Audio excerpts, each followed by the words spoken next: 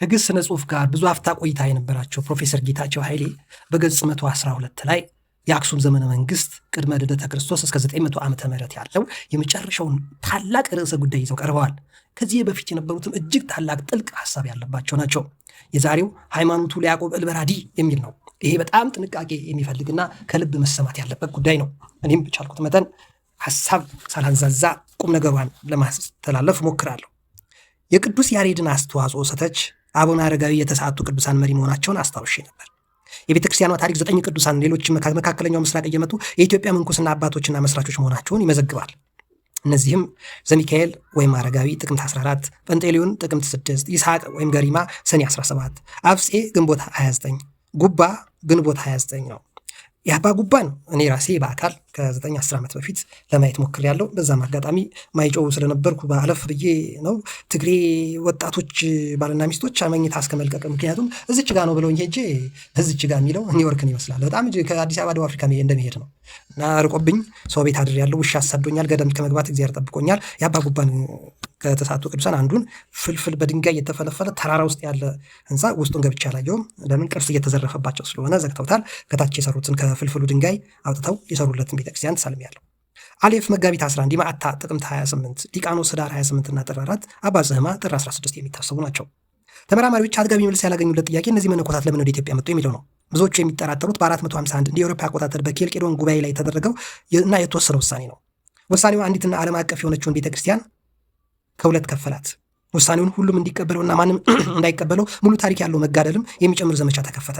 ተሰዓቱ ቅዱሳን ወደ ኢትዮጵያ የመጡት የዘመቱት በጉባኤው ላይ ያልተሳተፈችውን የኢትዮጵያን ቤተክርስቲያን ክርስቶስን ተዋህዶ ከሚሉት ወገን እንድትሆን ለመስበክ ሆናም እንደሆነ ባለችበት እንድትጸና ለማድረግ ነው ይባላል። ለምሳሌ ታላቁ ታሪክ ጸሐፊው ጊብሰን ዶክተር አክሊሉ ሀብቴ የኢትዮጵያ የቀዳማዊ ኃይለ ሥላሴ ዩኒቨርሲቲ ታሪክ የሚለው መጽሐፍ ላይ ይሄ ጊብሰን የሚባለው ሰው የኢትዮጵያ ክሎዝ ዶር ፖሊሲ ተከትላለች፣ ይህም ጎድቷታል ያለ ሰው ነው። ፕሮፌሰር ዶክተር ጌታቸው ኃይሌ አሁን 97 ዓመቱ ባለጸጋ በጣም በከባዱ ተችቶታል። ክሎዝ ዶር ፖሊሲ የተከተል ነው ነጮች ሲያበለሻሹን ስለደረስንበት ነው። ክሎዝድ ዶር መከተላችን ደግሞ ያ ፖሊሲ ለአድዋ ጦርነት ጠቅሞናል። ለ200 ዓመት ህዝቡ አማራ፣ ኦሮሞ፣ ትግሬ፣ ጉራጌ፣ አፋር፣ ሶማሌ ሳይል ቤኒሻንጉል ጉሙዝ ሁሉን ጠቅላላ ጅማው ወላይታ ምኑ እርስ በርስ እንዲተሳሰብ እንዲዛመድ አድርጎታል የክሎዝ ዶር ፖሊሲ እና ለነጮች የማይመች የውስጥ ስሪት ሰርቶ ለአድዋ በአንድ ልብ እንዲነሳ አድርጎታል ብለው የሚተቹት ሰው ነው እና ጊብሰን እዚህ ላይ ደግሞ ይጠቀሳል በዶክተር ጌታቸው ኃይሌ። ሆኖም ይላል ለምሳሌ ታላቁ ታሪክ ጸሐፊ ጊብሰን ንግስት ቴዎዶራ የተዋሕዶ መምህራን ወደ ኖቢያ ልካ እንደነበረ መዝግቧል። ንግስት ቴዎዶራ ኦርቶዶክሳዊት ነች። ወደ ኑቢያ ያን ጊዜ ኢትዮጵያ ልትሆን ትችላለች። ምክንያቱም በጉባኤ ኬልቄዶን ዘመን ኢትዮጵያ እንግዲህ የነበራትን ቦታ ገና መቻወቅ ነው። ሁለቱም ወገኖች መለካይት አንዱ መለካውያን ነው። ሁለት ባህሪ ይላል ክርስቶስን። ሁለተኛው ያዕቆባውያን ይባላሉ በመባል ይታወቃሉ። ከሁለት ባህሪ አንድ ባህሪ፣ ከሁለት አካል አንድ አካል። ሜሌክ በሱርስት ንጉስ ማለት ነው። ክርስቶስ ሁለት ባህሪ ነው የሚል ውሳኔ የተወሰደው የዘመኑ ንጉስ መርቅያን ስለወደደውና ውሳኔውን ክርስቲያኖች ሁሉ እንዲቀበሉ ስላስገደደ ንጉሳውያን መለካውያን ተባሉ። በንጉሱ ትእዛዝ በሮማው ጳጳስ ፖፕ ሊዮ ጦማር መሆኑንም ፕሮፌሰር ጌታቸው እዚህ አልጠቀሱም።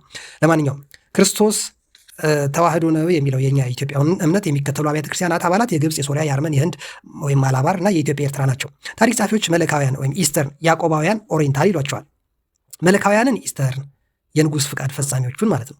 ያዕቆባውያንን ደግሞ ኦሪየንታል ይሏቸዋል። ግን በምን ምክንያት ነው ያዕቆባውያን የተባሉት የሚለው ነጥብ ነው አሁን ያመጣነው ወደዚህ።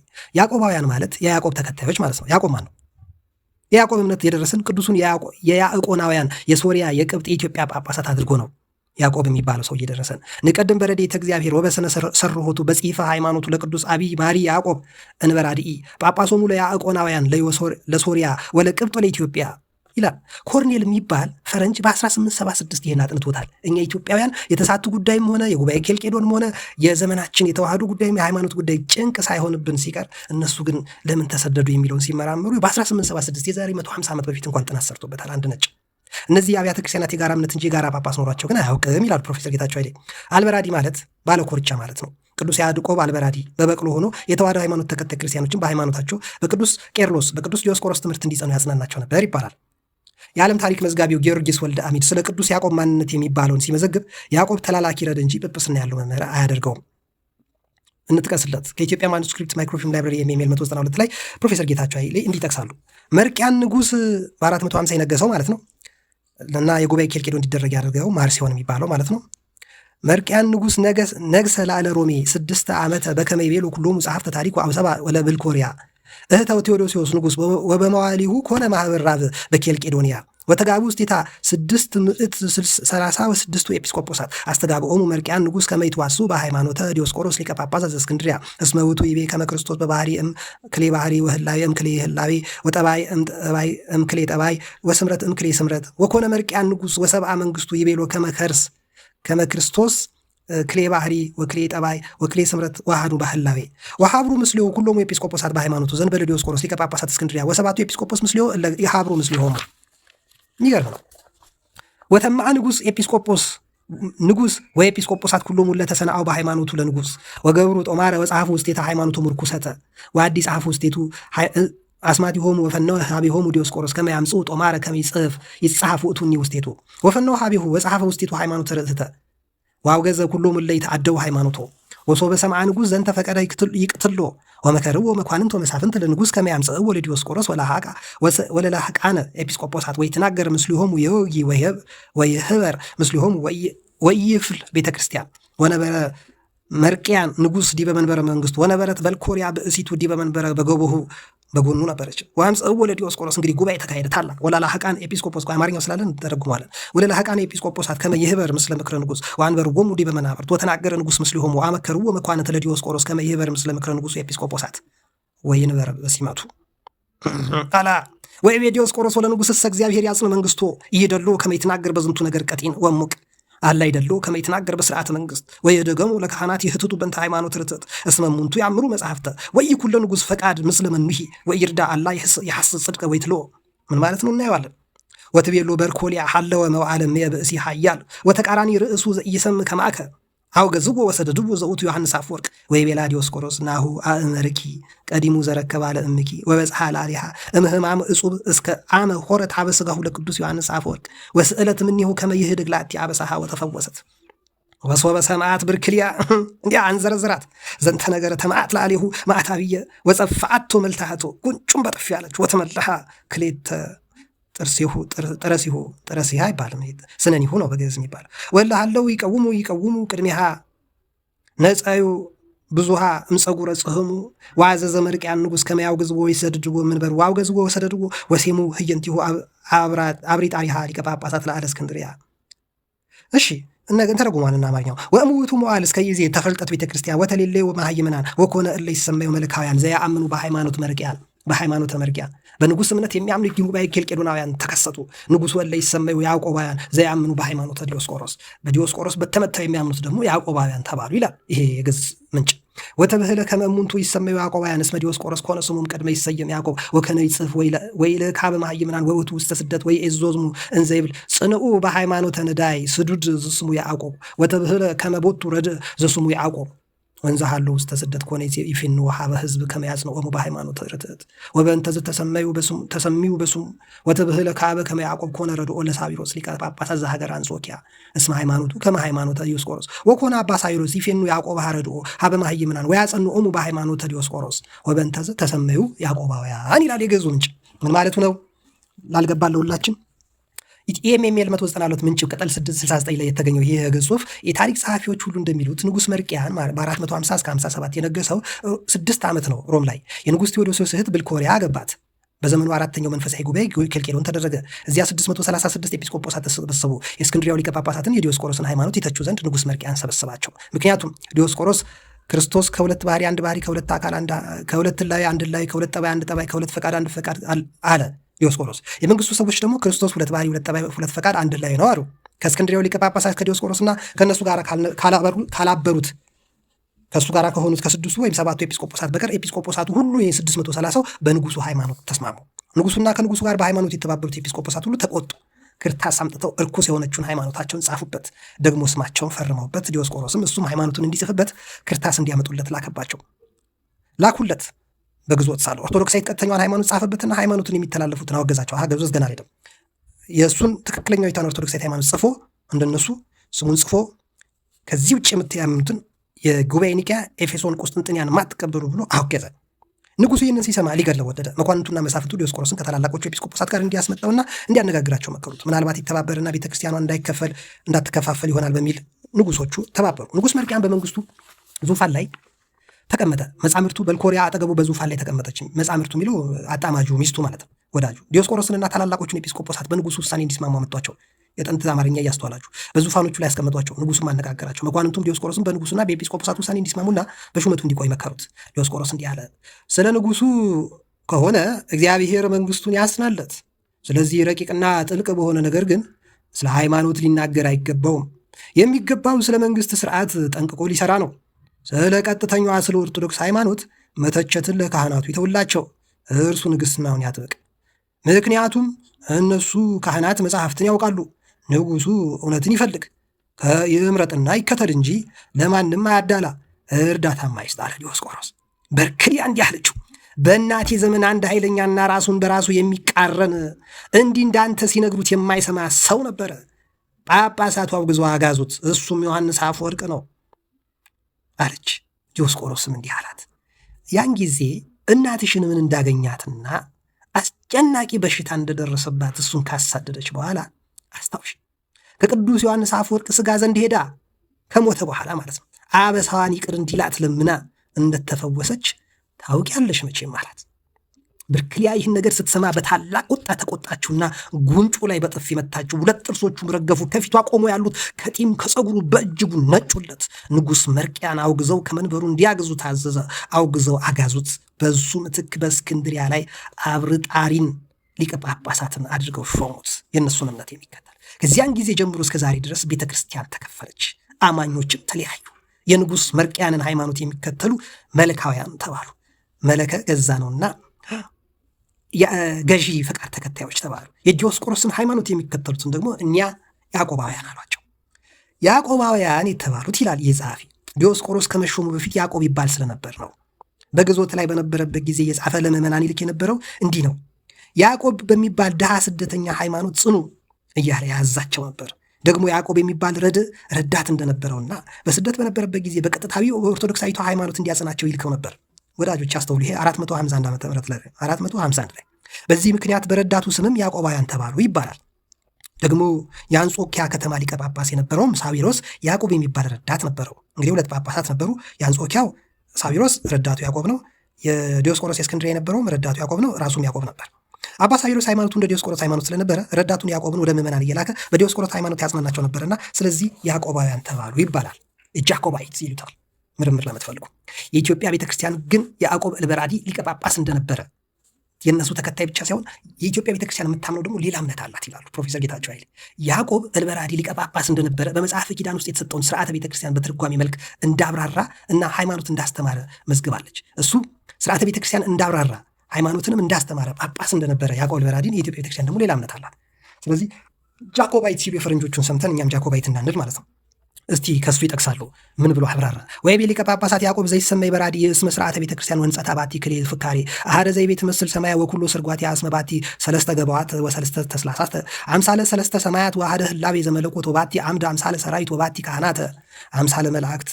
በአማርኛው ሳለ እናነባዋለን። ወጸባቲ ሆሙ ወሰራዊት ሆሙ ወስብሐት ሆሙ ወስርዓት ሆሙ ቅዳሴ ሆሙ ወዕጣኖሙ ወባቲ ቀናዲለ አምሳለ ከዋክብት ወመሃት ወሰም አምሳለ ፀሐይ ወወር ወባቲ ተቋም አምሳለ እግዚእነ ኢየሱስ ክርስቶስ ላለ መስቀል ወተቋም አዲ አምሳለ እግዝእትነ ድንግል ማርያም ወማህቶት ዘዲቢያ ያበራ አምሳለ እግዚእነ ኢየሱስ ክርስቶስ እያለ ኢትዮጵያ ማኑስክሪፕት ማይክሮፊልም ላይብረሪ 2358 ላይ በቅጠል 66 በብራናው ላይ የሚገኝ ጽሁፍ ነው የሚጠቅሱልን። ይህ እንግዲህ የአክሱም ስነ ጽሁፍ ውስጥ የሚካተት ነው። እስከ 900 ዓመተ ምህረት ባለው የተጻፈ ነው።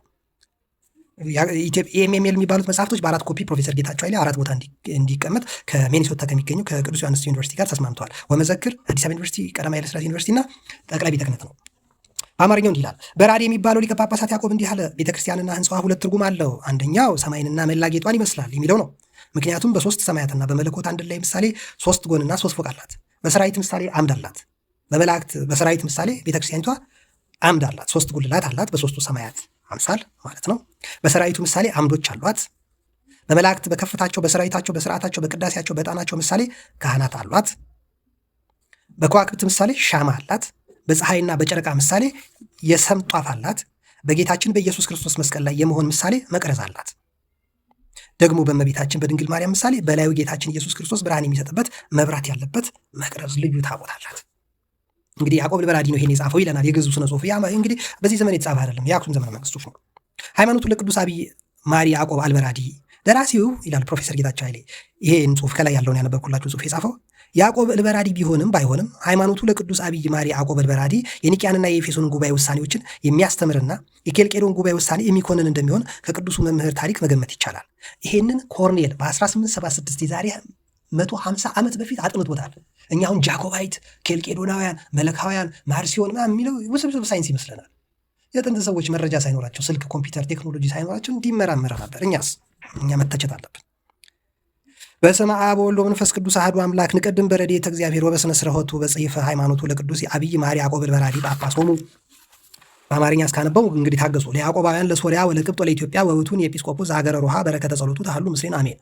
ይቤ ቅዱስ ሶበ አጋዕዝ ማእከለ ክርስቲያን ወፈለጦሙ ሰይጣን ጸላዔ ሰናያት ወተፈጸመ በዚያ ቃለ እግዚእነ ዘይቤ በሐዲስ ወብሉይ እስመ ይቤ በወንጌል ቅዱስ ኩሉ መንግስት እንተ ተናፈቅ ትማስን ወኩሉ ቤት ለእመ ተናፈቀ ይትመዘበር ዝኒ ጽድቀ ቃሉ በውስተ ብሊት እስመ ጥበብ ሐነጸቱ ለቤት ወእበድሰ አመዝበረቱ ወይቤ ቅዱስ ማሪ ያዕቆብ ለሊያርኢክዎ ወነጸርክዎ ለውእቱ ተፈልጦ ርኩስ ወለተመዝብሮ ምኑን ዘአመዝብሮ ለአብያተ ክርስቲያናት ወለካህላት ይሆኒ ወአነሂ እስእል መሃበ እግዚእ ክርስቶስ እየንተ ውእቱ ከመ ይእስዮሙ ለእለ ታገሱ አው በውእቱ መዋዕል ወዘይመስሉ እስከ ይመጽእ እግዚእ ክርስቶስ ለኮንኖ ሕያዋን ወምውታን ሎቱ ስብሐት ወትረ እስከ ለዓለም ዓለም አሜን ይላል። የሚገርም ነው። አልጨረስኩም። አጣጥሙት ግዕዙን እስከዛ ሰምተን ማናገው ግዕዝ ነው። ይቤ ማሪ ያዕቆብ ዘንኤምር ኪያሁ ወይቤ በሃይማኖቱ ርትዕት ወብህትን ተይቲ ኦርቶዶክሳዊት ይቤ አአምን ወእትአምን ወእብል አምን በአብ በወልድ በመንፈስ ቅዱስ አሐዱ አምላክ ዘአሐደ እግዚአብሔር ናሁ አሐደ ጽባሕቲሁ ዘአሐደ ስልጣኑ ወያመልክዎ በአሐቲ ምልክና አሐደ ፈጣሪ ወአሐደ ጠባይሁ አሐቲ ስምረቱ ወአሐቲ ፈቃዱ አሐደ ቅድምናሁ ወአሐዱ ምስፍናሁ ወአሐደ ምልክናሁ ወአሐቲ ክሂል አሐደ በባህሪ ወአሐደ በክብር ወዘይረከብዎ ወይበጽሕዎ ወይትናገር ከመ አምሳላት ወከመ ግቡራት ወይትአገጥ ወይበጽሕዎ ህሊናት ወስተጋድላን ወኢህሊና ሀታትያን ወኢህሊና መጣንያን ወኢህሊና መሳልያን አሐደ በመለኮቱ ወይሴለስ በኩነታት ዘውቱ ሰለስተ አካላቲሁ ሩያን በአሐደ ስልጣን በአሐቲ ስብሐት ወበአሐቲ ጠባይ በአሐቲ ስምረት ወበአሐቲ ባህሪ ወበአሐቲ ክብር ወአአምን ከመ ውእቱ አምላክ በሰለስተ ኩነታት አብ ወልድ ወመንፈስ ቅዱስ አሐደ አምላክ ወአአምን ከመ ውእቱ ዋህድ በመለኮት በስሉስ በኩነታት ትስልስት በተዋህዶ በትስልስት ተከፍሎ በሁባሬ ወህብረት በተከፍሎ አልቦ ፍልጠት ማእከለ ልቡና ወንባቡ በህይወቱ እብል አአምን ወተአምን ከመ አብ ልብ ወወልድ ንባብ ወመንፈስ ቅዱስ ህይወት ወከአበ እብል ወአአምን ወተአምን ከመ አብ ወላዲ ዘይተወልደ ወለቱ ለባቲቱ ወትር እስከ ለዓለም ወከቢን ወላዲ ወአብና ወአዲ እብል ወአአምን ወተአምን ከመ ወልድ ተወላዲ ዘኢ ወላዲ ወለቱ ለባቲቱ ከቢነ ተወልዶ ወወልድና ወአአምን ወእብል ወእታምን ከመ መንፈስ ቅዱስ ዘሰረጸ እምአብ ወነሣ እምወልድ ወኢኮነ ወልደ ወለቱ ለባሕቲቱ ከዊነ ስርጽና ወአአምን ከመ አብ ቀደመ እምወልድ። የሚገርም ነው። ወመንፈስ ቅዱስ በቅድምና ወይ በከዊነ አምልክና ወአአምን ከመ ወልድ ቀደመ እምአብ ወመንፈስ ቅዱስ በቅድምና ወኢ በከዊነ አምላክና ወአአምን ከመ አሐደ አካል ኢይንእስሂ ወኢያሐጽጽሂ ወክብር ወኢ በከዊነ አምላክ እብል ወአአምን ሰለስተ አካላት ዋሃደ አምላክ አሐቲ ስምረት ዋሃደ ኃይል ወአሐቲ ቅድምና አልቦቱ ጥንት ወይ ተፍጻሜታ አሐዜ ኩሉ ወከሃሊ ላለ ኩሉ ወየአምር ኩሉ ዘበሰማይ ወዘበምድር የአምር መዳል ወአድባር ወለለ አሐደ እልሁ እስከ ለዓለም ወየአምሮሙ ለህላውያት ፈጣሪ ህላውያት ዘአምላክ ህላውያት አምላከ ህላውያት ዘህቡ እምህላውያት ወቅሩብ ሀበ ህላውያት ስውር እምህላውያት ወርሁቅ እምህላውያት እሙር በሀበ ኩሉ ህላውያት ወአልቦ ወይምትኒ ዘኢእሁዝ በእራሁ አብ አምላክ እምቀዲሙ ለወልድኒ አልቦ አምላክ ለአሊሁ ወመንፈስ ቅዱስኒ ውእቱ ፈጻሚ ከዊነ አምላክ ወለእመኒ ንቤ አብ አምላክ ውእቱ እግዚአብሔር ኢነአምሮ ዘንበለ ወልዱ ወመንፈሱ ወለእመኒ ንቤ መንፈስ ቅዱስ ውእቱ እግዚአብሔር ኢነአምሮ ዘንበለ አብ ወወልድ። የሚገርም ነው ወንድመቶች፣ በጣም የሚገርም ነው። ድንቅ ጽሑፍ ነው። በጣም ምሳሌ ልመስል በአማርኛውን ከማንበቤ በፊት በኋላ አማርኛው ላይ የበለጠ ትረዱታላችሁ የእሳቸውን አማርኛ። አንተ አሁን ወይ አንቺ ሁለት ሰው ነሽ። አንድ ማለቴ ነፍስና ስጋ አለሽ እና በነፍስሽም ሰው ትባያለሽ፣ በስጋሽም ሰው ትባያለሽ። ሁለት ሰው ከሆንሽ አንድ አይደለሽም ማለት ነው ወይስ አንድ ነሽ? አንድ ነክ። አንድ ከሆንክ ስለ አንተ ሳወራ ስለ ነፍስህም ስለ ስጋህም እያወራሁ ነው ማለት ነው። ስለ አንቺም ሳወራ ስለ ነፍስሽም ስለ ስጋሽም ማወራው ማለት ነው። የሚታመመው ስጋሽ፣ የማይታመመው ነፍስሽ፣ የሚያስበው ነፍስሽ፣ የማያስበው ስጋሽ፣ የሚጾመው ስጋሽ፣ የሚጠቀመው የሚጸድቀው ነፍስሽ። እንግዲህ ይሄ አባቶች ተመራምረው አንዳንዶች ትራይኮቶሚ ዳይኮቶሚ የሚባል ኮንሰፕት አለ። ትራይኮቶሚ ሲያደርጉት ቦዲ ሶል ስፒሪት ይላሉ። ስጋ ነፍስና መንፈስ የሚሉትን ነገር ብቻ በየትኛው ምን ሂድ አንተ ሶስት ሰው አይደለም፣ ሶስት ሰው አይደለሽም። ሁለት ሰው አይደለም፣ ሁለት ሰው አይደለች። እንደውም ስትሞት አንድ አፈር ይበሰብስና መቃብር ይገባል። ገላችን አፈር ነው፣ ወደ አፈር ትመለሻለሽ እንደተባለ ይህን የመሰለ ውበትሽን ይዘሽ ይገባል። ገላሽ ይናዳል፣ ይፈርሳል። የእኛም እንደዛው ነው። ይሁሉ አየህ፣ ነፍስ ሲለየው ስጋ ሞት ነው። የሚያስብ እንስሳ ወይ እጽዋት አላየንም። ሰው ግን በልዩ ላይ ያስባል። ሳይንስ አልደረሰበትም ወይም አያውቅም። ስለ ነፍስ ምንም እውቀት የለውም ሳይንስ። ጮማ አይደለም ያስበው፣ የጭንቅላታችን ውስጥ ያለው ሞራ ወይ ስጋ ነው እንደሚያስበው። እንደዛ ከሆነ ከጮማማ የሚያማምሩ እንስሳት አሉ፣ የተሻለ ጮማ ያላቸው። እንግዲህ ይሄ ምርምር ይፈልጋል። ግን ሶስት አትባልም፣ ሁለት አትባልም፣ አንድ ሰው ነው የምትባል። ስትሞትስ ሰው መባልክ ይቀርና አስከሬን ትባላል። አስከሬን ትባላለች። ሬሳው መጣ፣ ሬሳዋ መጣ ይባላል። ለምን? ነፍስ የለማ። ያከበረሽ ውበትሽ፣ ገናናነትሽ፣ ድምቀትሽ፣ ሞገስሽ የነበረው ኃይል፣ ዝና፣ እውቀት፣ ጥበብህ የነበረው ተለየክ። ነፍስ ወደ ሰጣት ወደ ፈጣሪ ሄደች፣ ስጋ ወደ አፈር ሊገባ ነው። ስለዚህ አስከሬን ይባላል። ሳጥን ማለት ነው። የነፍስ ሳጥኗ፣ የነፍስ አካሏ ማለት ነው።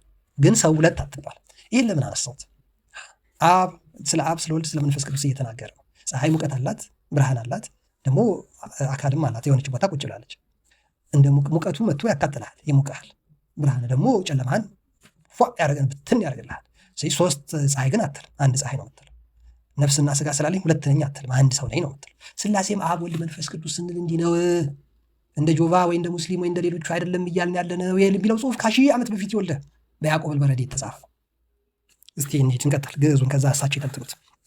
ወካበ እብል ከመ እግዚአብሔር ሳህሉ ዘለዓለም ዘህዱር ውስቴቱ ወአፍቅሮተ ወልደ እጓለ እመሕያው ወተረኃሮተ መንፈስ ቅዱስ ወሶበ ርኤየ ከመ በዝሐት ኃጢአት ወአማሰነቶሙ ለፍጡራን ወተቀንዩ ኩሉ ፍጥረት ለሰይጣን ወስሕቱ አልባብ ጠይቆተ ጣዖቶሙ ወተከይደት በምክያድ ዛቲ ልሁክት ወተዘርወ ተጋብኦታ ወጠፍአ ተስፋሃ ዘሰጾሙ ቅድመ በጻቶሙ እምገነተ ተድላ ከመ ይትመየጡ ወልድ ውሉደ አዳም ሀበ አምላኮሙ ይህስሱ መሃቤው ስርየተ ወተሰልጠ ጸላይ ለአለ አብዮም ወቀተሎ ለእሁሁ ወዘበጦ በቃለ ጽርፈት ወኢነስሐ ወረኩሱ ውሉዶሙ ከመቃለ አዋዲ ገሰጾሙ በማይአይህ ወኢድህነ እምኔሆሙ ዘንበለ ኖህ ወገብረ ሐመረ ለመድኃኒተ ዚአነ እምፅ ዘይነቅዝ ወዘበጦሙ በተሰጥሞ ለኩሎሙ አዝማዲሁ ወአዲ ለሰዶም ገሞራ ገሰጾሙ በዋዕየ እሳት ወበመዋዕለ ዮሴፍ ወዘበጦሙ በረሃብ ለደቂቀ እስራኤል ወገብኡ ሀበ ሁከቶሙ አፈድፈዱ አብዝሖተ ስሕተት ወሰምዐ ኮነ ላዕሌሆሙ ጳውሎስ ሐዋርያን ዘይብል ተነገሮሙ እግዚአብሔር ለአበዊነ በነቢያት ወበዝንቱ ኩሉ ኮነ እግዚአብሔር ይጸንዕ ነስሖቶሙ ለፍጡራን ወኢተክህለ አንሥኦቶ ፍጡራን ዘእንበለ ፈጣሪሆሙ እስመ ማህው ለእመ ተሰብረ አልቦ ዘያስተጣግኦ ዘእንበለ ገባሪሁ። ቅዱስ ምንድን ነው የሚለው? እግዚአብሔር በተለያየ ዘመን በተለያየ መልክ በተለያየ ሁኔታ ይናገራል። የሚያስተውለው ግን ጥቂት ነው እያሉ ከሺህ ዓመት በፊት ኢትዮጵያን በግዕዝ እንዴት እንደሚራቀቁ አስተውለው። እኔ አማርኛው ከእናንተ በፊት ስላነበብኩት የገባኝ የተወሰነው እንጂ እንደናንተ ዱዳው ነኝ ለብዙዎቻችሁ ግዕዝን ትንሽ ይሻላለሁ ከበፊቱ። ወሶበ በፀሐ ጊዜ ዘተራህሮተ ሳህል አባዊት ለአለ ልሁክት አዳማዊት ወረዳ አካል ነባቢ ዘውቱ ቃል ቀዳማዊ እንዘ ይትፈለጥ መንበረ ስብሐቲሁ ይልና እያለ ቢቀጥል ግዕዙ አያልቅም። ሚስጥር ይተነትናል፣ በቃ ይፈትለዋል፣ ሚስጥሩ ይገምደዋል። ሐምራዊ ያደረገ ሃርመኒ ውበቱን በቃ እንዲህ ገልጠዋል። ግን ያቆሙታል። ፕሮፌሰር ጌታቸው ኃይሌ እዚህ ጋር ይገርማችኋል፣ ግን ይወቅሱናል። ኮርኔል በ1876 የዛሬ 150 ዓመት በፊት ይህን ተመራምሮ ተራቆበት ያዕቆብ ዘልበረዲ 451 ጉባኤ ኢትዮጵያን የተሰደዱ ተሳቱ ቅዱሳን ከየት መጡ? ለምን መጡ? እንዴት ተዋህዶ እዚህ እንዴት ይከበር ቻለ? ኢትዮጵያ እዛ ብጥብጥ ውስጥ ለምን አልተሳተፈችም? የሚለውን ነጮቹ እኛ ወይ ጥሩ ሙስሊም አይደለም፣ ወይ ጥሩ ጴንጤ አይደለም፣ ወይ ጥሩ ካቶሊክ፣ ወይ ጆቫ፣ ወይ ጥሩ ማያምን ሰው አይደለም። ለፍልስፍናም ለጥበብ ለሃይማኖት ለእውቀትም ገና ነው። ብዙዎቻችን በጣም ጥቂቶች ናቸው። እስቲ ወደ አማርኛው ልሂድ። በስመ አብ ወወልድ ወመንፈስ ቅዱስ አሐዱ አምላክ። በእግዚአብሔር እርዳታና በአስተዳደሩ ጥበብ ያዕቆባውያን የሶሪያ የቅብጤ የኢትዮጵያ ጳጳስ የታላቁን የቅዱስ ማር ያዕቆብ አልበራዲ ሃይማኖት እምነት በመጽሐፍ እናቀርባለን። እንግዲህ ግዕዙን ሲተረጉሙት ነው። የሮሃ ከተማ ኤጲስቆጶስ ነው። ጸሎቱ በረከት ከኛ ጋር ትሁን አሜን። ቅዱሱ እንዲህ አለ። በክርስቲያኖች መሃል ጥል ሲፈጠር በጎ ነገር የማይወደው ሰይጣን ሲከፍላቸው እዚህ ላይ ጌታችን በሐዲስና በብሉይ የተናገረው ቃል ተፈጸመ። 451 ጉባኤ ላይ ማለት ነው። ምክንያቱም በቅዱስ ወንጌል እርስ በርስ የሚለያይ መንግስት ይጠፋል፣ ቤተሰብም ሁሉ ከተለያየ ይዘረፋል ብሏል። ማቴዎስ 12:25 ማርቆስ 3:24 ላይ ይህ በአዲስ የቃሉ እውነት ነው፣ በብሉይም ቃሉ ነው። በብሉይ ውስጥ ጥበብ ቤትን ሰራች፣ እብደት ግን አስዘረፈችው ይላል። ምሳሌ 9:1 ወይም 14:1 24:3ም ተመልከት ይላሉ። ጥበብ ቤት ሰራች፣ እብደት አዘረፈች ነው። ስለዚህ ጉባኤ ኬልቄዶን ላይ ያልተስማሙት በእብደት ነው። እብዶች ነበሩ ማለት ነው። ባለስልጣኖች ስልጣን ላይ ተኮፈሱ እያለ ቅዱስ ማር ያዕቆብ ይህንን እርኩስ መከፋፈልና ቤተክርስቲያኖችን ካህናቶቿን ወራዳ ምዝበራና ቤተክርስቲያኖችንና ካህናቶቿን ወረዳ ምዝበራ እኔ ራሴ አይቼዋለሁ አስተውያለሁ ይላል። የሆነውን ነገር እኔ ግፉን አይቻለሁ ይላል ያዕቆብ ዘልበራዲ። እኔ ጌታችን ኢየሱስ ክርስቶስ ሕያዋንና ሙታን ለመዳኘት እስኪመጣ ድረስ በዚህ ዘመንና በሚመስለውም ለታገሱት ዋጋቸውን ይሰጣቸው ዘንድ ስለነሱ ጌታ ክርስቶስን እለምነዋለሁ። ሁልጊዜም ለዘላለም ምስጋና ይገባዋል፣ ለዓለም ዓለም አሜን ነው የሚለው ይለናል። የተከስነው ያዕቆብ ቀጥተኛና ብቸኛ በሆነች ሃይማኖት ያለ ማለት ኦርቶዶክሳዊት እንዲህ ሲል ተናገረ። አምናለሁ፣ እታመናለሁ፣ እንዲህም እላለሁ። በአብ በወልድ በመንፈስ ቅዱስ አንድ አምላክ አምናለሁ። በአንድ እግዚአብሔርነቱ፣ በአንድ ስብሐቱ፣ በአንድ ስልጣኑ አምናለሁ። አንድ አምልኮ ይመለካል። አንድ ፈጣሪ ነው። ጠባዩ አንድ ነው። ስምረቱ አንድ ነው። ፈቃዱ አንድ ነው። ቅድምናው አንድ ነው። አገዛዙ አንድ ነው። አንድ ምልክና፣ አንድ ችሎታ፣ አንድ ባህሪ አለው። በክብር አንድ ነው። አይገኝም፣ አይደረስበትም። እንደ ምስሎችና እንደ ሰው ሰራሽ እንዲሁ ነው አይባልም። አያዝም። የተገዳዮችም ሆነ የተመራማሪዎች የገምጋሚዎችም ሆነ የመሳዮች ሕሊና አይደርስበትም። በመለኮቱ አንድ ሆኖ በሁኔታው ይስወስታል። በመለኮቱ አንድ ነው። አሁን ቅድም ባልኳቸው አፈር ስጋህና ነፍስህ የፀሐይ ብርሃን ሙቀትና ራሷ ከበባ ሶስት ፀሐይ እንደማትለው በመለኮቱ አንድ ነው። ግን ደግሞ በማይመረመር ልዩ ህላዌ ሶስትነት አለው ይለናል። ማለት አካላቱ ሶስት ሆነው በአንድ ስልጣን፣ በአንድ ስብሐት፣ በአንድ ጠባይ፣ በአንድ ስምረት፣ በአንድ ባህሪ፣ በአንድ ክብር እኩል ናቸው።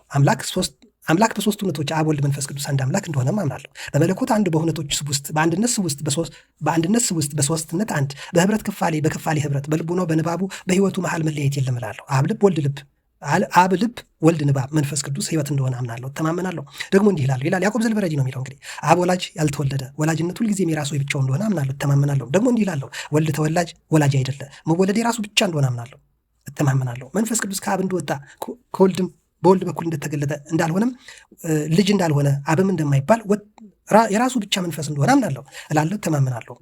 ባህሪው ነው የመንፈስነት ህይወትነት ማለት ነው። አብ በቅድምናም ሆነ አምላክ በመሆን ከወልድና ከመንፈስ ቅዱስ እንዳልቀደመ አምናለሁ። ወልድ በቅድምናም ሆነ አምላክ በመሆን ከአብና ከመንፈስ ቅዱስ እንዳልቀደመ አምናለሁ። መንፈስ ቅዱስ በቅድምናም ሆነ አምላክ በመሆን በወልድና ከመንፈስ ቅዱስ እንዳልቀደመ አምናለሁ። አንድ አካል በክብርም ሆነ አምላክ በመሆን አያንስም አይጎድልምም። ሶስት አካላት አንድ አምላክ፣ አንድ ስምረት፣ አንድ ኃይል፣ አንድ ቅድምና ነው እላለሁ፣ አምናለሁ። ጥንትና ፍጻሜ የለበትም። ሁሉን ያዥ በሁሉ ላይ የሚችል ነው። በሰማይና በምድር ያለውን ሁሉ ያውቃል። የተራሮችን ሚዛን ይወስናል። ኢሳይያስ 40 ቁጥር 12 ተመልከት። እያንዳንዱን በዝርዝር ለዘላለም ይኖራል። ሁሉንም ተቆጣጥሮ አንድ በአምላክ ሆኖ በብቸኝነት ይኖራል። የህላውያት ወይም የፍጡሮች ፈጣሪ ህላውያትን ሁሉ ያውቃቸዋል። ፍጡሮቹን በሙሉ ያውቃል። እሱ ፈጣሪ ነው። የህላውያት አምላክ ከህላውያት ድብቅ ሆኖ ከህላዊታት ቅርብ ነው። ፍጡሮች ሁሉ ግን አያውቁትም። ሩቅ ሆኖ አይደለም፣ ቅርብ ነው፣ ግን ከአቅማቸው በላይ ነው። ከህላውያት ስውር ነው፣ ከህላውያት ሩቅ ነው። ከህያዋን ከኛ ከፍጥረታት ስውር ነው፣ ይረቃል። ነፍስህን አሁን ታያለህ፣ አየር ታያለህ ባይነ እንደዛ ማለት ነው። በህላውያት ሁሉ ዘንድ የታወቀ ነው። በመኖሩ ይታወቃል። በመዳፉ ያልተያዘ ምንም ነገር የለም። አብ ከጥንት አምላክ ነው። ወልድም ከበላዩ አምላክ የለበትም። መንፈስ ቅዱስም አምላክ የመሆን መደምደሚያ ነው። ሌላ አምላክ የለም። ከእሱ አልፎ ተጨማሪ አምላክ አካል የለም። አብን እግዚአብሔር ነው ስንል ከልጁና ከመንፈሱ ለይተን አናውቅም። መንፈስ ቅዱስን እግዚአብሔር ነው ስንል ከአብና ከወልድም ለይተን አይደለም። ደግሞ የእግዚአብሔር ምሕረቱ የሰው ልጅ የማፍቀር የመንፈስ ቅዱስ ርኅርኅነት በውስጥ ያለ የዘላለም ነው እላለሁ። ኃጢአት እንደበዛችና ፍጥሮች እንዳበላሸቻቸው ፍጥረት ሁሉ ለሰይጣን እንደተገዙ ልቦናቸውን ጣዖቶቻቸውን በመጠየቅ እንደሳቱ በዚህ በሰው ሰራሽ እርምጃ እንደተረገጡ ስብስባቸው እንደተበተነ ተስፋ እንደጠፋ ባየ ጊዜ የአዳም ልጆች ስርየት ለመፈለግ ወደ አምላካቸው እንዲመለሱ መጀመሪያ ከምቾት ገነት በመውጣት ገሰጻቸው። ስንበድል አስወጣን ከገነት። ፍጉ አለ። ሰርቶ መብላት ያማራችሁ ሰርታችሁ ብለዋል። እኔን ማመን አይደል ያቃታችሁ? ራሳችሁን እስቲ ቢያንስ ወቁ አለ። ጠላት በትልቃቸው ላይ ሰልጥኖ ወንድሙን ገደለው። በስድብ ቃል መታው፣ ግን አልተጸጸተም። ልጆቻቸው ረኮሱ። አንድ አዋጅ ነጋሪ ቃል በጥፋቱ አገሰጻቸው። ከእነሱ እስከ ኖህ በቀር ማንም አልዳነም። ለእኛ ድህነት ከማይነቀዝ እንጨት መርከብ ሰራ፣ ከወገኖቹን ሁሉ በመስጠም መታቸው። ደግሞ የሶዶምና የጎሞራን ሰዎች በእሳት ወላፈን ገሰጻቸው። በዮሴፍ ዘመን የእስራኤል ልጆች በረሃብ መታ፣ እነሱ ግን ወደ አዋኪነት ተመለሱ፣ ስህተት መስራትንም አበዙ። ሐዋርያ ጳውሎስ እንዲህ ይላል፣ መሰከረባቸው። እግዚአብሔር ለአባቶቻችን በነቢያት አፍ በብዙ መንገድ በተለያየ ዘመን ተናገረ ይላል ዕብራውያን ምዕራፍ 1 ቁጥር 1 ላይ። እግዚአብሔር ፍጡራንን በዚህ ሁሉ አጋጣሚ ንስሐ ይገባሉ በማለት ጠብቆ ነበረ። ፍጡራንን ማንሳት ከፈጣሪያቸው በቀር አልተቻለም። ምክንያቱም ብርጭቆ ቢሰበር ከሰሪው በቀር ማንም አይጠገነውም። በአዳማዊት ፍጥረቱ ላይ የመራራት የአባት ምሕረት በአዳማዊት ፍጥረቱ ላይ የመራራት የአባት ምሕረት ጊዜ ሲደርስ ነባቢ አካል ተናጋሪው ቃል ማለት ቀዳማዊ ቃል ከስብሐት መንበሩ ከምስጋና ዙፋኑ ከክብሩ ሳይለይ ወረደ ወደ ምድር እያሉ ሚስጥሩን እዚህ ጋር ገታ ያደርጉታል። እና ወንድም እህቶቼ ያዕቆብ የሚባለው እንዲህ አራቆ የጻፈ ነው ከ1000 ዓመት በፊት። ይህን ፈረንጆች ይመረምሩታል። እኔ እናንተ በማይረባ ፍልስፍና በማይረባ ሎጂክ ምንም ውሃ በማያነሳ ጉንጭ አልፋ በሆነ ክርክር ጊዜያችንን፣ እድሜያችን፣ እውቀታችን፣ ጸጋችን እንፈጃለን። ወይ አግብተን አንደሰት፣ ወይ በስራችን አናብብ፣ በኑሯችን ሳንጠወልግ ረግፈካ ደመቅ ብለን አንኗል፣ ወይ በትክክል አንጾም፣ አንሰግድ፣ አንጸልይ፣ ወይ ስጋውያን አንባል፣ ወይ መንፈሳውያን። ከሁለት ትእዛዝ እየረገጥናለን። ፕሮፌሰር ጌታቸው ኃይሌ ግን ሲዘጉት እንዲህ ይላሉ። በክርስቶስ መወለድ የተነሳው የነገረ መለኮት ውዝግብና መፍትሄ ፍለጋ የተደረጉት ጉባኤዎች ይቀጥላሉ። ጉባኤ ወደፊትም ይቀጥላል። ጭቅጭቁም የመንፈሳዊ ትምህርት ተከታታዮች ሊያጠኑት የሚገባ ድርሰት እንደሆነ ግን ሳልጠቁም አላልፍም በማለት ገጽ 122 ላይ የምዕራፍ 4 የቅድመ አክሱም እና ድህረ አክሱም ድህረ ልደተ ክርስቶስና ቅድመ ልደተ ክርስቶስ የነበሩ የአክሱም ዘመነ መንግስት ጽሁፎችን ምዕራፍ 4 ላይ ገጽ 122 በዚህ መልክ ይዘጉታል። ገጽ 123 የሚጀምረው ምዕራፍ 5 ነው። የዛጉዌ ዘመነ መንግስት ከ900 እስከ 1263 ዓመተ ምህረት የተጻፉትን የግዕዝ ጽሁፎች የሚዳስሱበት ነው። ስለነበረን ቆይታ በጣም አከብራችኋለሁ፣ አመሰግናችኋለሁ። አንዳንድ የቸኮልኩባችሁ ቦታ አለ። ጥሩ ቁም ነገር እንዳካበታችሁ ግን እረዳለሁ። ዝም ብሎ ምንድነው ጃቆባውያን ናቸው፣ ኦርቶዶክሶች እንዲህ ናቸው፣ ተዋህዶዎች እንዲህ ናቸው ምናምን ከማለት እንድንወጣ የጥንት አባቶቻችን ብዙ ጽሁፍ እንደነበራቸው እግረ መንገድ እንድትረዱ። ያዕቆብ ዲዮስቆሮስ ማን ነው? ጉባኤዎቹ ለምን ተደረጉ? ማን ነበረ ስልጠና የነበረው? ዲዮስቆሮስ ምን ተባለ? ንግስት ብርክሊያ ምን አደረገች? ማርሲዮን የሚባለው መርቅያን ምን አደረገ? የመሳሰሉትን ይሄ ያዕቆብ ልበረድ የሚባለው ሰው በእርግጥ ማን ነው? በእርግጥ የሳዊሮስ ነው የአባ ዲዮስቆሮስ ደቀ መዝሙሩ ያዕቆብ ወይስ የአባ ዲዮስቆሮስ የቀድሞ ሰው የሚለውን ለማሰብ ይረዳል። እኛ ግዕዙ ንብረት የፕሮቴስታንቱ፣ የሙስሊሙ፣ የካቶሊክ፣ የኦርቶዶክሱ ጭምር ግዕዙን ይሄ እስልምና ሳይፈጠር ፕሮቴስታንት ሳይመሰረት ጆቫ ኦን ጂሰስ የመሳሰሉት ሃይማኖቶች ምድራችን ላይ ብቅ ሳይሉ ማርቲን ሉተር ሳይገነጠል ጆን ካልቪን የመሳሰሉት ሉተራኖች ማንም ምድራችን ላይ ሳይመሰረቱ እንዲህ 40 ሺህ ሳይሆኑ በፊት የነበረ ጸሐፊዎች ናቸው። እነዚህ የሚናገሩት ደግሞ በጉባኤ ኬልቄዶን ላይ የደረገውን ግፍ ነው። ግፉ ግልጽ ነው። ፕሮፌሰር ጌታቸው ኃይሌ የረሱትን እኔ ጦማር ሊዮ ሮማዊው ፖፕ ሊዮ ጦማር ልኳል። ደብዳቤን አጽድቁልኝ ብሏል። የእሱ ሃይማኖት ነው የጸደቀው እና ዲዮስቆሮስን ጻፍ ሲሉት የተዋህዶን ጽፎ ነው የተመታው። ሊዮ አልመጣም ስብሰባው ላይ ግን በወኪሎቹ ጦማሬ እዚህ ደብዳቤ መጽደቅ አለበት ብሏል። ምን የሚል ክርስቶስ ሁለት ባህሪ ነው የሚል ጳጳሱ አይሳሳትም የሚል ሮም የበላይ ነች የሚል እንግዲህ ግፍ አይደል? ከንጉስ ጋር ማበር ጳጳስን መወንጀል ግፍ አይደል? ዲዮስቆሮስ ግን ያለው ቃል ደስ አይልም። ምንድን ነው ያለው? እሷን ብቻ በማለት አጠናቅላል። ምንድን ነው ያለው? በጣም እኮ የሚገርም ነው። ቅዱስ ዲዮስቆሮስ ምንድን ነው ያለው? ስለ ንጉስ ከሆነ እግዚአብሔር መንግስቱን ያጽናለት። ስለዚህ ረቂቅ ስለሆነ መለኮታዊ ጉዳይ ሃይማኖት ጉዳይ ግን ንጉስ እንደ እርጎ ጥንብ ጥልቅ ሊል አይገባውም። እሱ ስለ መንግስት ስርዓት ይጠንቀቅ። ስለ ቀጥተኛይቷ ኦርቶዶክሳዊት ሃይማኖት መተቸትን ለእኛ ለካህናት ይተውልን። ምክንያቱም ካህናት ብዙ መጽሐፍትን፣ የሃይማኖት ሚስጥርን፣ መንፈስ እግዚአብሔርን የተዋሃዳቸው የቀረባቸው ስለሆነ ያውቃሉ።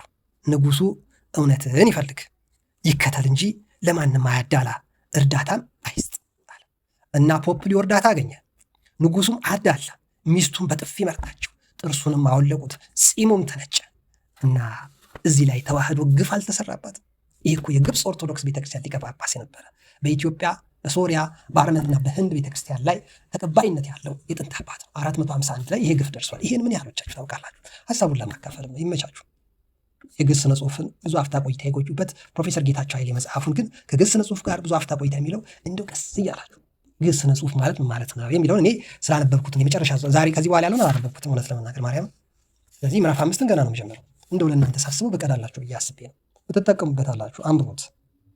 ስለነበረን ቆይታ አመሰግናለሁ። ጀምሮ ከማቋረጥ ተቀድሶ ከመርከስ ቀርቦ ከመራቅ ሞልቶ ከመጉደል አግኝቶ ከማጣት በእውነት አለ ተብሎ ጠፋ ከመባል ከመባከን ከመቅበዝበዝ እግዚአብሔር አምላክ ሁላችንን ይጠብቀን። ክብር ያለው ለሰው የሚመጥን ህይወት ከእንስሳት ይዘለለ ቢቻል መላካዊ ባይቻል ሰዋዊ ህይወት እንዲኖረን ያስፈልጋል። አልተከለከልንም። ጸጋችን ሰው መሆን ነው። የተወለድነው ሰው ሆነን ነው። ሰው ሆኖ ቢያንስ መሞት እንዴት ያቅተናል? ዘመናችን የሁሉ ጦርነቱ ከተረብሻ የፈዛባት አውሬ መጥቶ አይደለም፣ ሰው አውሬ ሆኖ ነው። አውሬዎች አይደሉም ያስቸገሩ፣ ሰው እኛ ነን ያስቸገርነው። ምን ያለ ልክ እየበላን፣ ያለ ጥጥ እየለበስን፣ ያለ ጥጥ እየዘፈን፣ ያለ ልብ እያኘክን፣ ያለ ልክ እየጦዝን እየጨስን እያጨስን እንዴት እንረጋጋ? ወንድም እህቶች፣ ይሄ ዘመን ልናስተውልበት ይገባል። አንተ ሰላማዊ ሕፃን እያለ ደስተኛ አልነበርክ? ደስታ ማን ነጠቀ? ልጅ እያለ ሰላም አልነበርክ? ሰላምን ማን ወሰደብህ? እውቀት ድንቁርና ምንድን ነው የወሰደብህ? መዝን አመጣጥንና ህይወትን ማመጣጠን፣ ለሚገባው ክብር መስጠት ያስፈልጋል። ኢትዮጵያዊ ዝም ብላ አትነሳም። የኢትዮጵያ ትንሣኤ በድንቁርና አይደለም። የኢትዮጵያ ትንሣኤ የሚባለው ሁሉም ሀሳቢ መሆን ሲችል ነው፣ ሲበስል ነው፣ እንደ ጥንት አባቶቹ ሲጀግን ነው፣ በያለበት ቦታ በያለበት አኗኗር ውስጥ። ዝም ብሎ የኢትዮጵያ ትንሣኤ ድንቁርና ላይ የኢትዮጵያ ትንሣኤ አይመሰረትም። ጥበብ ነው የኢትዮጵያ ትንሣኤ። ኢትዮጵያ እጆቿን ወደ እግዚአብሔር ትዘረጋለች ማለት የጥበብ መጀመሪያ እኮ እግዚአብሔር መፍራታል። ወደ እግዚአብሔር ኢትዮጵያ እጆቿን ትዘረጋለች እና አንተ ኢትዮጵያ ከሆንክ ትነሳለች ብለህ የምታምን ከሆነ እጅህን ባዘረጋ እንኳን ሰው መሆን እንዴት ያቅታል? እና ክብር ለሚገባው ክብር እንስጥ፣ የየበኩላችን በጎ ነገር እንስራ ለማለት ነው። አበዛውባችሁ፣ ይቅርታ። በጸሎት ለምታስቡን የኃይለ ጊዮርጊስ እንደናንተው ዓለም ላይ የምርመጠመጥ ደበበ 2018 መጋቢት 29 ዕለተ ማክሰኞ የሕማማት ሁለተኛ ቀን ላይ ይህን አዘጋጀሁላችሁ። ይጠቅማል አይጠቅምም? ሀሳብ ስጡኝ። ይመቻችሁ፣ አትጥፉ።